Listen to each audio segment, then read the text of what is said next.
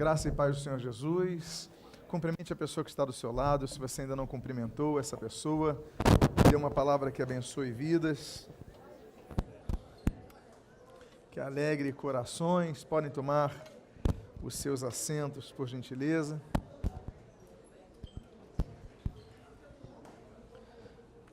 O título dessa mensagem, da mensagem de hoje, vou pedir que coloque, por favor, o slide.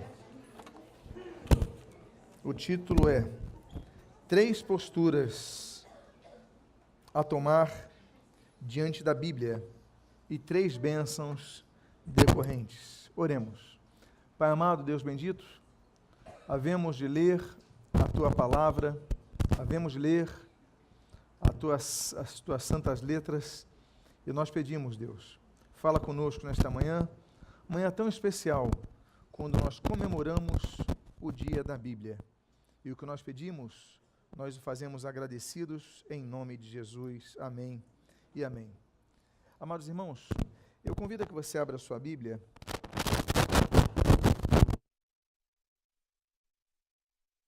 no livro de Apocalipse, capítulo número 1. Livro de Apocalipse, capítulo 1. E eu gostaria de ler apenas um texto que se encontra no versículo 3.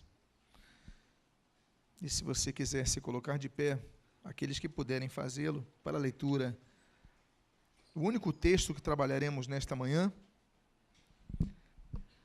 a Bíblia diz: bem-aventurados aqueles que leem e aqueles que ouvem as palavras da profecia e guardam as coisas nela escritas. Pai amado, lemos a Tua palavra, fala conosco, e o que nós pedimos, o fazemos em nome de Jesus. Amém e amém. Os irmãos podem tomar seus assentos.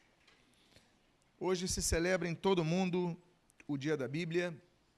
Esse evento, ele foi formatado no século XVI, 1549, quando o bispo britânico Thomas Cranmer, ele inclui no livro das orações do rei Eduardo VI a menção para que o povo inglês ele dedicasse um dia no ano para orar a fim de que todo o povo da Inglaterra e da Grã-Bretanha pudesse ler a Bíblia, não deixasse ler a Bíblia. Afinal de contas, estamos num século revolucionário, as pessoas começavam a se alfabetizar, tinham acesso a mais escritos, com o advento da imprensa móvel, através de Gutenberg. Então, a importância da Bíblia era muito grande, porque muitas outras literaturas foram surgindo. Então, Cranmer falou: olha, nós temos que orar para que o povo não deixe de ler a Bíblia. Entra no livro de oração comum, um dos livros que a igreja anglicana ela vai adotar na Inglaterra. E depois disso, então, já vamos aí para 1850, quando chegam as primeiras levas de missionários europeus, americanos no Brasil. Eles trazem, então, esse hábito de separar o segundo domingo do mês de dezembro como o dia da Bíblia. O segundo domingo foi separado porque era o chamado domingo do Advento. No catolicismo romano, na igreja anglicana, na igreja luterana, eles separam esse dia como o domingo do Advento, que já se prepara, então, são 4 domingos antes do Natal, dependendo naturalmente da época, mas geralmente cabem 4 domingos antes do Natal, ou 3, depende do calendário. Mas aí separam-se para falar sobre o advento de Jesus e começam então a se pregar a respeito desse assunto, motivo pelo qual hoje nós começaremos uma série à noite a respeito disso, uma série de 4 mensagens sobre o Natal de Jesus. Mas o fato é que os missionários trazem esses movimentos, mas na época o Brasil ele proibia que os locais de culto públicos, na época do Império, tivesse aparência de igreja, não podia haver uma cruz, não podia haver um sino, isso daí era só da Igreja Católica Romana. Mas mesmo assim, então, os missionários celebraram esse dia. Em 1880 a coisa começa a melhorar e aos poucos, então, vai se popularizando o Dia da Bíblia. Até que a Sociedade Bíblica do Brasil ela é fundada no dia 10 de junho de 1948 e um dos primeiros atos da Sociedade Bíblica do Brasil, que abrange, então, várias denominações brasileiras, é celebrar oficialmente o Dia da Bíblia em todas as denominações evangélicas. Então, no dia de hoje, nesse domingo, não apenas no Brasil, como nós estamos aqui contextualizando, mas no mundo inteiro, tem se pregado e falado sobre o Dia da Bíblia Sagrada. A Bíblia Sagrada é um livro que foi um livro feito por mutirão, podemos dizer assim. Não foi apenas um autor, não foi apenas um autor sozinho. Temos um autor basilar, que é o Espírito Santo de Deus, mas que usou vários autores. Foram 40 autores que viveram num período de 1.500 anos de maneira diferente, vários contextos. Nós temos autores que eram reis, nós temos autores que eram pescadores, nós temos autores que eram príncipes, nós temos autores que eram agricultores, nós temos boiadeiros, nós temos pessoas comuns do campo, mas nós temos pessoas preparadas nos palácios. Nós temos poetas, pela leitura, pela configuração de seus escritos, você nota uma verve poética. Nós temos pessoas que são registradores históricos, gostam de detalhes, números, tem militares ali no meio escrevendo, colocam detalhes das armas. Nós temos vários, então, tipos de pessoas que Deus usou ao longo desses 1.500 anos para registrar a Bíblia Sagrada. A Bíblia Sagrada ela foi escrita em deserto, como, por exemplo, Moisés. Ela foi escrita na cisterna, como, por exemplo, como Jeremias. Ela foi escrita na colina e no palácio, como nós vemos, por exemplo, em Daniel. Ela foi escrita durante viagens, como o evangelista Lucas. Ela foi escrita em prisões, como, por exemplo, o apóstolo Paulo. Ela foi escrita numa ilha prisional, como Patmos, ali no caso do apóstolo João. Então, a Bíblia foi escrita em vários contextos diferentes. Ela foi escrita, por exemplo, em períodos de paz, relativamente mais fácil de escrever, como o período de Salomão, mas também foi escrita em períodos de guerras, e várias guerras, como no caso do pai de Salomão, do Salomão, né, que foi Davi, o rei Davi. Então, a Bíblia foi escrita em vários contextos. A Bíblia é um livro muito interessante. A Bíblia ela é escrita, ele tem 2 testamentos, o Antigo e o Novo Testamento. O Antigo Testamento aponta para a promessa da vinda de um Messias. O Novo Testamento, ela fala da vinda do Messias, da mensagem do Messias, do ministério do Messias, das promessas do reino vindouro do Messias e do retorno do Messias. Esses 2 testamentos, eles agrupam 39 livros no Antigo, 27 no Novo, que totalizam 66 livros. É muito interessante que nós falamos disso, porque quando nós lemos o livro de Isaías tem 66 capítulos, sendo que 39 tratam das coisas do passado e daquela presente época, e 27 tratam das coisas do futuro, exatamente emulando a própria Bíblia Sagrada.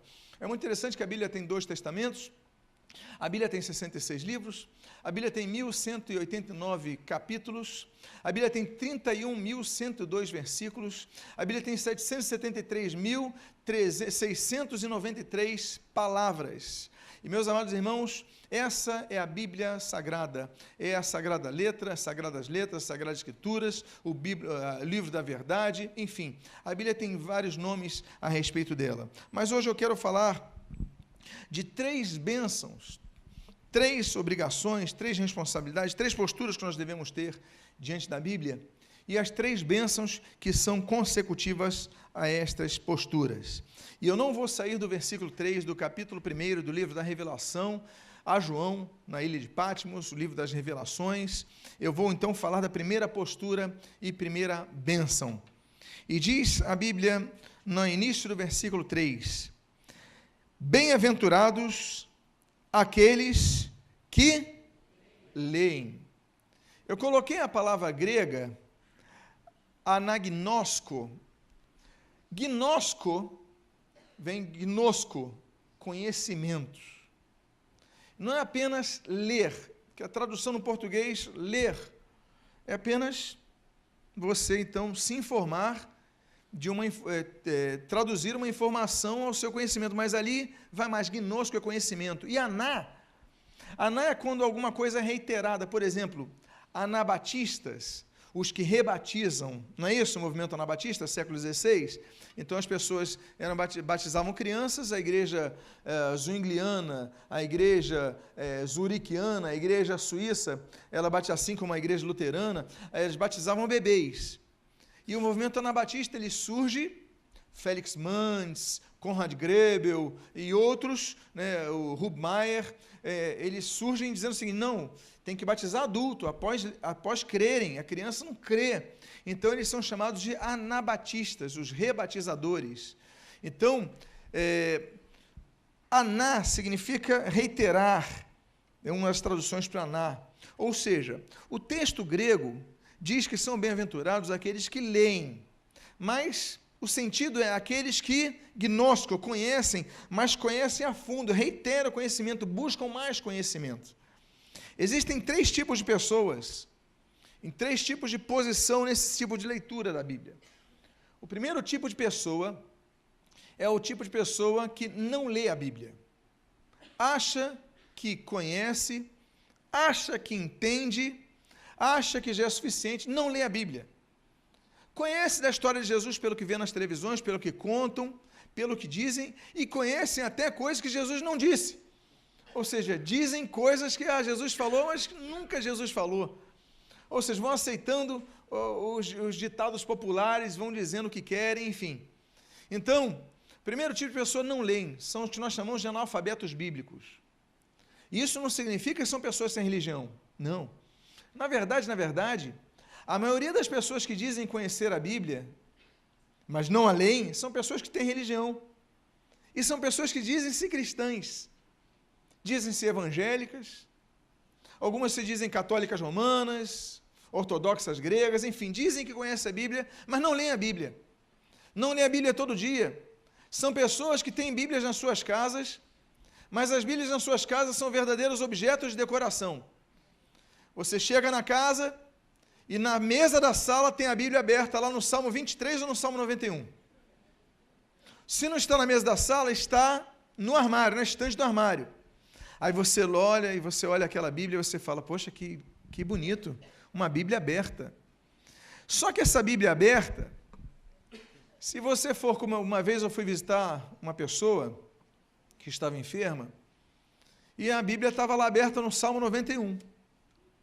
Eu falei: meu irmão, posso abrir um texto da Bíblia? Vamos ler um texto da Bíblia? Pois não, tem uma Bíblia aqui na mesa. Ok, peguei a Bíblia na mesa, as páginas todas douradas ao lado, que coisa bonita, aquela Bíblia grande, eu acho que era da Barça. Enfim, aí eu fui tentar abrir um texto de Mateus. Eu estava no Salmo, fui tentar abrir em Mateus, deu em Apocalipse, porque as páginas estavam todas coladas. O que significa isso? Aliás, e quando eu consegui abrir, a página de Mateus estava branquinha, mas a página do Salmo 91 estava amarelada. O que isso mostrou? Que aquela Bíblia não é aberta. A Bíblia não era lida. Então eu pergunto, a Bíblia, ela existe com o sentido de ser decorativa? Tem uma coisa que eu nunca entendi em aberturas de algumas igrejas. É algo que, na verdade, eu não acho que não pode ser uma dificuldade minha. Eu não quero criticar aqueles que fazem e pensam diferente, talvez eu não tenha o alcance deles. Mas eu já fui numa inauguração de uma igreja, na verdade, não inauguração do culto, mas um culto de uma igreja que comprou um terreno. E eles falaram: vamos colocar com a pedra fundamental da igreja uma Bíblia. E colocaram a Bíblia, enterraram a Bíblia. Enterraram a Bíblia para fazer a obra em cima. Eu sei que tem um símbolo, mas para mim é algo... Poxa, mas uma Bíblia não foi feita para ser enterrada. Eu não sei se vocês estão entendendo o meu conflito naquela hora. Estão botando terra em cima da Bíblia, mas a Bíblia não foi feita para isso, ela foi impressa para ser lida. Ela foi impressa para ser estudada, para meditar nela dia e noite, não é para ficar como algo de, me permita um termo aí, uma superstição evangélica. Porque a gente gosta de criar essas coisas, o humano gosta de criar superstições. A gente não anda com um crucifixo, com Jesus morto naquele crucifixo, mas a gente enterra a Bíblia. É uma outra superstição, só que a superstição, nossa, a Bíblia não foi feita para isso. Bem-aventurado aqueles que leem. A bênção, o Makarios. Então, a bênção, a bem-aventurança, a alegria, alegres são aqueles, felizes são aqueles que leem a Bíblia. Porque a Bíblia, ela foi feita para ser anagnóstico, conhecida. Então, nós temos os que dizem que leem, mas não leem. Não leem a Bíblia. Eles só leem a Bíblia, só abrem a Bíblia quando estão no culto. Então, eu chamo esses de semi-analfabetos. Porque o analfabeto bíblico, ele não lê, porque não lê a Bíblia em casa e nem vai no culto. Não, se você pelo menos vai no culto, mas não lê a Bíblia na casa, tá bom, você já é semi-analfabeto, já está melhorando. Porque pelo menos, como diz a Bíblia em Romanos 10, 17, a fé vem pelo ouvir, e ouvir pela pregação da palavra de Deus. Você está ouvindo a palavra de Deus, então você ouve uma rádio evangélica, você ouve uma palavra, amém, glória a Deus. Está ouvindo a palavra, está sendo edificado, está sendo alfabetizado nas Escrituras Sagradas, glória a Deus por isso. Temos um segundo tipo de pessoa, que não é aquela que não lê, mas é aquela que lê, mas não entende. É muito comum isso. E ninguém pode ser culpado por isso, porque você às vezes não consegue entender. Há coisas que são mais difíceis de entender, obviamente. Como em qualquer disciplina. Em geografia, tem coisas que você entende, coisas que não entende. Em matemática, você sabe quanto é 1 mais 1. Mas talvez você não saiba a raiz quadrada de tal número. Não saiba 16 dígitos do pi. Talvez você não saiba alguma... Então, tem coisas que são mais profundas que outras, mas exigem mais estudo. Mas o fato é que isso não nos deve fazer desistir de estudar a Bíblia. Nós devemos meditar nela dia e noite, buscar a palavra de Deus. Olha, até mesmo textos que muitas vezes são difíceis de compreensão, mas tudo na Bíblia tem um sentido para nos edificar. É por isso que Jesus fala, ele de Mateus 13, 13, ele, olha, por isso vos falo por palavras, porque vendo não veem, ouvem, mas não ouvindo não ouvem e nem entendem. Mateus 13. Então Jesus ele fala sobre isso. Pessoas que não entendem. Nós devemos então procurar entender. Um deles, nós devemos congregar, é ouvir a palavra de Deus. É um dia dedicado a isso. Domingo, Dominus, o dia do Senhor, todos os dias são do Senhor. Segunda-feira é do Senhor, terça-feira é do Senhor, todos os dias são do Senhor. Mas nós dedicamos um dia ao Senhor, que é um dia que nós paramos nossas atividades. Todo mundo tem atividades profissionais, acadêmicas, de cuidado da casa, atividades, tantas atividades, mas nós dedicamos um dia para o Senhor. Nós podíamos dedicar segunda-feira, podíamos dedicar terça, podíamos, mas na nossa sociedade ocidental, nós paramos no domingo, é o dia que geralmente as pessoas não trabalham. Então, um dia dedicado a lermos a Bíblia, para aprendermos mais da palavra de Deus. Então, meus amados irmãos, nós devemos buscar ler a Bíblia. Ler a Bíblia é algo que nós precisamos, mas, como diz o texto ali, conhecer e buscar conhecer mais a Bíblia. Conheça a Bíblia, leia a Bíblia todos os dias. Tenha um plano de leitura diária, tenha um plano de leitura todos os dias. Olha, tem gente que não lê a Bíblia. Por quê? Porque se conforma com as pregações ouvidas. É ótimo que você ouça as pregações, é fundamental que você ouça as pregações, mas você não pode depender do pregador, você não pode depender da pregação, você tem que ler a Bíblia todo dia na sua casa, você não pode ser dependente de homens, de mulheres, de pregadores, você tem que depender da palavra de Deus, você tem que ir à fonte, amém, queridos? Quando Paulo, ali Atos capítulo 17, ele vai pregar lá em Bereia, a Bíblia diz que, ora, esses de Bereia eram mais nobres, por quê? Porque eles iam averiguar sobre o que os apóstolos pregavam, estava na palavra de Deus. Como é que eles iam averiguar? Bom, o pregador pregava no domingo, eles iam no sábado, no caso das sinagogas, eles iam no dia seguinte e ver, olha, realmente o que eles falaram está nas Escrituras. Sabe qual é a sua função? É anagnosco. A sua função é ver se o que eu estou pregando está de acordo com a sua Bíblia. A sua função, por isso que nós colocamos aí, em todas as poltronas dessa igreja, colocamos braços, canetas e disponibilizamos de papéis e blocos para anotação, para que você anote a mensagem e veja se o que eu estou pregando está de acordo com a sua Bíblia. Se o que ele está pregando, cada um de nós está pregando, está de acordo com a Bíblia. Porque seja Deus verdadeiro e o homem mentiroso, que diz a Bíblia. Que nós possamos, então, ouvir, mas que nós possamos verificar o que está sendo pregado, porque muita coisa errada está sendo pregada nos púlpitos. E ai de nós, porque nós somos pessoas falhas, nós podemos pregar coisas erradas. Eu já falei para vocês, o espírito do profeta está sujeito ao profeta. Nós somos sujeitos a interferências. Se alguém, eu posso ter uma mensagem preparada, alguém pisa no meu pé quando eu estou ouvindo ali no meu dedo mindinho com força, eu posso pregar de outra forma aqui, não posso? E se eu receber uma notícia ruim, eu não posso pregar de maneira diferente? Eu lembro, tem um pastor de Nova Vida, eu não lembro se é de Nova Iguaçu, é da Baixada Fluminense, que ele estava no culto, pregando, isso foi 20 anos atrás, muito tempo, uma época tinha muito sequestro no Rio, e chegou um diácono para ele, na pregação, comentou uma coisa no ouvido dele, ele ouviu, ele falou, vou terminar a mensagem. Ele terminou a mensagem, fez o apelo, quando terminou de pregar, ele falou, meus irmãos, eu peço as orações, eu preciso me ausentar, porque eu recebi a informação que minha filha foi sequestrada, no meio da pregação. Isso não afeta o pregador? A filha daquele homem de Deus tinha sido sequestrada. Meus amados irmãos, nós somos sujeitos a falhas. Há pregadores que usam o púlpito para acusar pessoas, não conseguem falar diretamente a elas, eles usam o microfone. Então, por isso, nós devemos sempre ter aquele coador, chamado o Espírito Santo, o discernimento do Espírito, para coar o que Deus quer falar aos nossos corações. A Bíblia traz uma bem-aventurança, então, àqueles que leem, mas a Bíblia também traz uma segunda bem-aventurança em relação à Bíblia. Estamos falando do dia da Bíblia. Quero dar os parabéns pela celebração do dia de hoje. Bem-aventurados aqueles que leem e aqueles que ouvem. Aqueles que leem, mas também são bem-aventurados aqueles que ouvem. Essa é a segunda postura. Eu não coloquei o termo grego ali, mas ouvem, em grego é akouon. Akouon significa ouvir, mas significa perceber. A percepção de quem ouve, porque tem coisas, lembra que eu citei em Mateus 13? Olha, ouvindo não ouvem.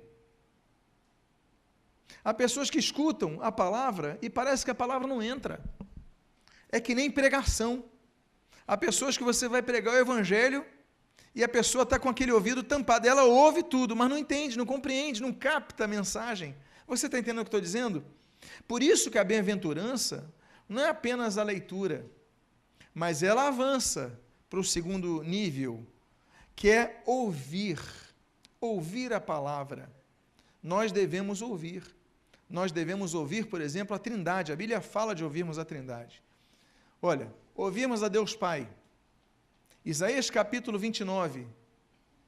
Ó terra, terra, terra, ouve a palavra do Senhor. Nós temos ouvir a Deus Filho. Por exemplo, Marcos capítulo 9. Este é meu Filho amado, a Ele ouvi. Nós temos, ouvimos ao Deus Espírito Santo.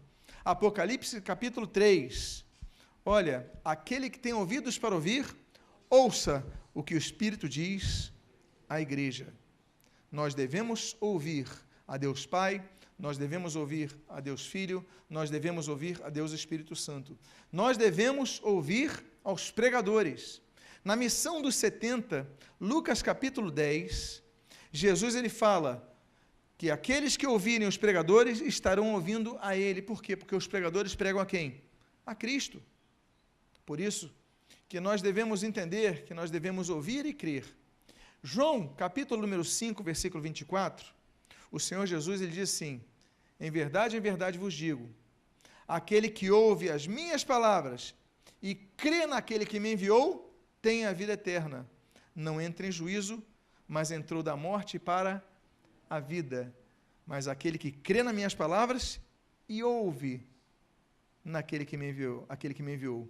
Ou seja, nós devemos ouvir atentamente a voz de Deus. Por isso que nós mencionamos já, Romanos capítulo 10, versículo 17.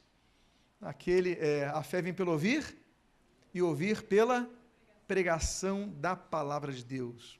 Você pode me lembrar a primeira postura que nós devemos ter para com a Bíblia Sagrada? Nós devemos ler. Muito bem, diga à pessoa que está do seu lado, leia a sua Bíblia. Qual é a segunda coisa que nós devemos fazer com a palavra de Deus? Ouvir. Devemos ouvir a palavra de Deus. Há uma terceira coisa, uma terceira postura e uma terceira bênção nesse único versículo que eu vou trabalhar nesta manhã. A Bíblia diz então: bem-aventurados aqueles que leem e aqueles que ouvem as palavras da profecia, e o que mais? Guardam as coisas nela escritas. Você está vendo que eu coloquei um termo ali? Tereo. O termo grego guardam vem de tereo. Tereos se baseia numa palavra que é teros, que, dentre outras traduções, significa relógio. Aqueles que guardam, ele usa uma palavra que também significa relógio. Aqueles que guardam, por quê? Porque o relógio, ele guarda o momento. Não passa. A hora, ela tem que ser guardada, fixada. Tem coisas que são, o tempo não para. Como dizem os poetas, tantas poesias no mundo inteiro, o tempo não vai parar. Você pode querer parar o tempo, você pode fazer tudo para parar o tempo nunca vai parar. E a Bíblia diz sobre isso, você tem que guardar como um relógio guarda o tempo. Ele fixa o tempo, aquilo foi feito naquele minuto, naquele dia, naquela hora, naquele segundo. Nós devemos guardar as coisas escritas. Guardar significa não apenas ouvir displicentemente, mas guardar. Nós devemos guardar várias coisas. Por exemplo, Provérbios 13 fala que nós devemos guardar a nossa boca. E nós devemos guardar a palavra, como diz, por exemplo, o Salmo 119, versículo 11. Guardo as tuas palavras no meu coração, para não pecar contra ti. Nós devemos ser pessoas não pecadoras. Todos pecaram, Romanos 3, versículo 23. Todos pecaram e carecem da glória de Deus, nós sabemos disso. Mas, ainda que tenhamos pecados, se nós pecamos, como diz 1 João capítulo 9, nós confessamos nossos pecados a Deus e Deus nos purifica de toda injustiça. Agora, 1 João capítulo 2, versículo 1 diz, olha, e se nós pecarmos, temos advogado junto ao Pai, Jesus Cristo. Ele é nosso advogado, ele intercede por nós. Então, meus amados, nós devemos não pecar. Nós devemos buscar não pecar. E como nós podemos fazer isso? Guardando, como diz a Bíblia, guardando a tua palavra no meu coração para não pecar contra ti. Sempre que vier a tentação, sempre que a tentação vier nos afrontar, tentar nos derrubar, lembra da palavra de Deus. Agora, como você vai lembrar se você não lê, se você não escuta? Jesus, ele quando vai ser tentado pelo diabo, a Bíblia diz isso em Lucas capítulo 4 e Mateus capítulo 4, Jesus responde ao diabo em 3 ocasiões, nas 3 formas de tentação que são descritas, entre todas que ele passou naqueles 40 dias, descrevem-se 3. E nas 3 formas Jesus fala assim, está repreendido? Não. Ele fala, está amarrado? Não. Ele fala, está escrito. Nas 3 vezes, Jesus usa a palavra para atacar o diabo, e o diabo então se cala, porque ele usou da autoridade veraz. Nós devemos usar a palavra, e só podemos usar a palavra se a lermos, se a ouvirmos, se aguardarmos. Eu quero fazer uma oração por você nessa manhã, eu convido a que você fique de pé.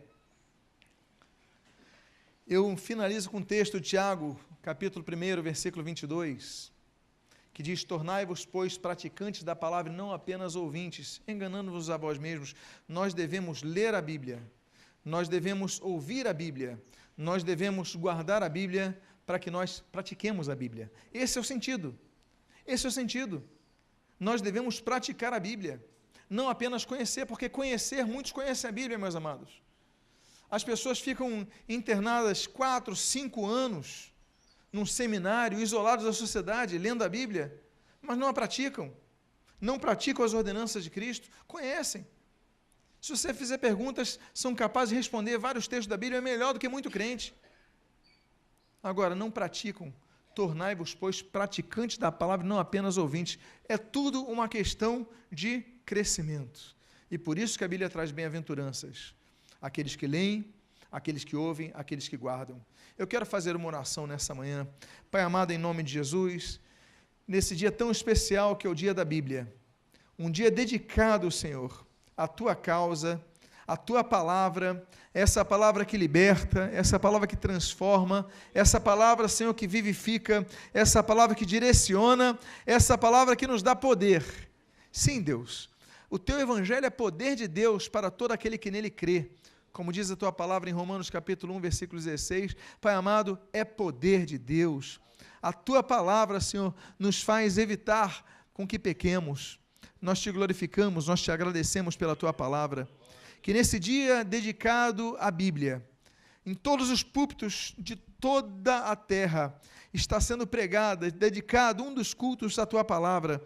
Nós queremos te agradecer aos homens e mulheres que no decorrer das décadas, com tantas perseguições, eles, Pai, mantiveram-se fiéis à tua palavra. Pai, nos lembramos do ano 303, quando o imperador Diocleciano, ele declarou um edito proibindo as escrituras, mas isso não foi capaz de impedir que as escrituras fossem distribuídas e lidas. Nos lembramos, Pai, das perseguições imperiais do Império Romano, as 10 perseguições, isso não foi capaz de impedir o avanço da tua palavra. Nos lembramos do comunismo, Senhor, que tentou implantar o sistema ateísta, perseguindo cristãos, fechando igrejas, mas o comunismo, Senhor, passou depois de 70 anos, se afundou e não conseguiu impedir o crescimento da tua igreja. Nos lembramos, Deus, do secularismo que tem graçado a Europa, mas a tua igreja continua viva e está crescendo, voltando a crescer, Pai, através do envio de missionários. Pai amado, nos lembramos de tantas coisas, o movimento liberal do século XVIII, século XIX, não foi capaz de impedir que o teu povo crescesse. E nos lembramos dos dias atuais, com o crescimento do islamismo, Pai. Do islamismo que não tolera, Senhor, cultos públicos, evangelização pública, em muitos lugares, até mesmo a conversão, ela é declarada como pena de morte, Senhor, no Código Penal de cada um desses países, Pai amado. Ainda assim, vidas estão sendo transformadas pela tua palavra. Pai amado, muito obrigado, Senhor, porque a tua palavra jamais sucumbiu e jamais sucumbirá.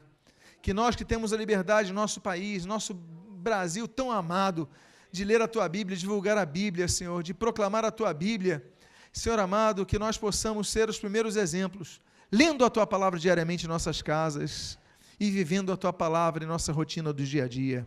Abençoa-nos, abençoa as igrejas, que sejam igrejas bíblicas, nesse tempo que pregadores não pregam a Bíblia, pregadores não leem a Bíblia, pregadores têm outras intenções. Pai amado, tem misericórdia e levanta profetas na tua casa, que preguem a tua palavra, que proclamem a tua palavra, porque, Senhor, a fé vem pelo ouvir e ouvir pela pregação da palavra de Deus, não pela pregação dos feitos de cada pregador, mas não pela pregação do que cada um entende, não, é pregação da tua palavra, pura e simples, que possamos ler a tua palavra pura e simplesmente, nos alimentando dela diariamente, meditando nela dia e noite. Abençoa-nos, e o que nós pedimos, abençoa também, Senhor, nós pedimos pelas sociedades bíblicas do Brasil e do mundo inteiro, na sua causa em divulgar a palavra, de propagar a palavra, difundir a palavra. Abençoa os diretórios, abençoa, Senhor, a direção, que a tua palavra continue sendo o livro mais lido e traduzido em toda a história. Senhor, está num crescente, Pai, que continue sendo assim. Muito obrigado, Senhor. Derruba leis contrárias à divulgação da tua palavra. Obrigado pelo advento, Senhor, da internet. Sabemos que muita coisa errada vem pela internet, mas também tem sido um meio da tua palavra se propagar, Senhor. Abençoa, Senhor, o uso dela, Senhor. Direciona pelo teu Espírito Santo as pessoas que vão lê-la. E o que nós pedimos, que cada um de nós, como cristãos que somos, não dependamos de homens, Pai. Sim, nós temos hierarquia, nós temos pastores, nós temos líderes. Tudo isso é importante e é biblicamente necessário, Senhor, mas não é fundamental. O fundamental é o teu Espírito Santo falando a nós através da tua palavra. Então, que possamos depender da tua voz, do teu Espírito, da tua palavra, para crescermos. E o que nós pedimos, nós o fazemos agradecidos em nome de Jesus. Amém e amém.